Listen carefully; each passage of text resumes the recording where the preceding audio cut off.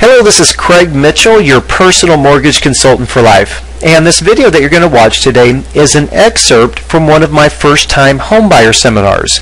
So if you're a first-time homebuyer, this is information you definitely need to know. And even if you're not a first-time homebuyer, I can almost guarantee that most of the information will be new to you, so you can definitely benefit by watching it.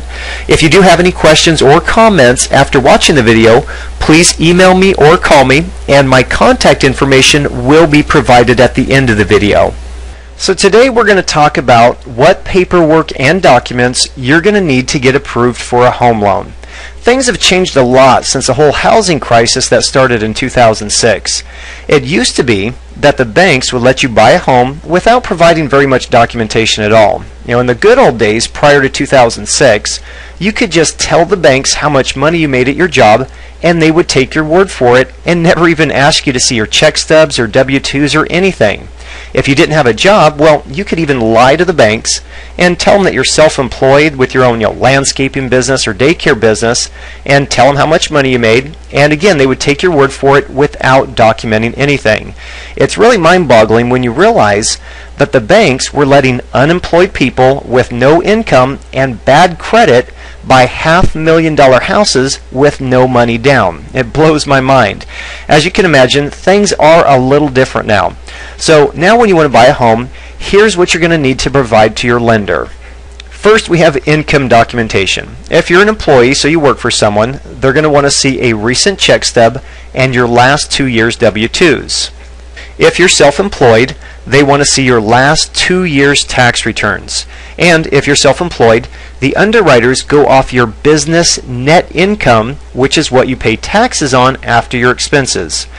So if your business brings in $100,000 in revenue, but you have $40,000 in expenses, your net income that you would pay taxes on would be $60,000.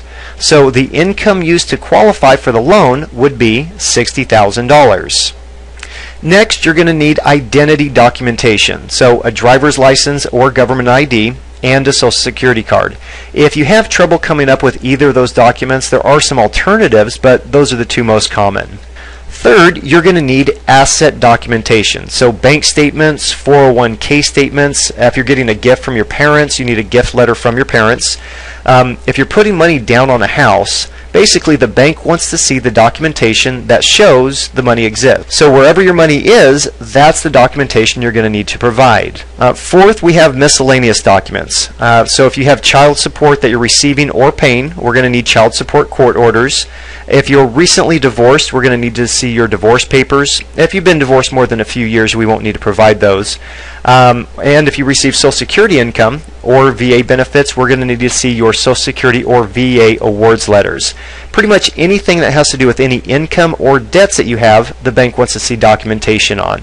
And that's pretty much all you need when you first apply, just to get pre-approved so you can start shopping for a house. Once you find a house and we begin the loan process, there are going to be a few other documents you'll need, and below this video there should be a tab labeled attachments. If you click on that tab, there should be a checklist in there that you can download that will show you everything that you'll need once you get a house under contract.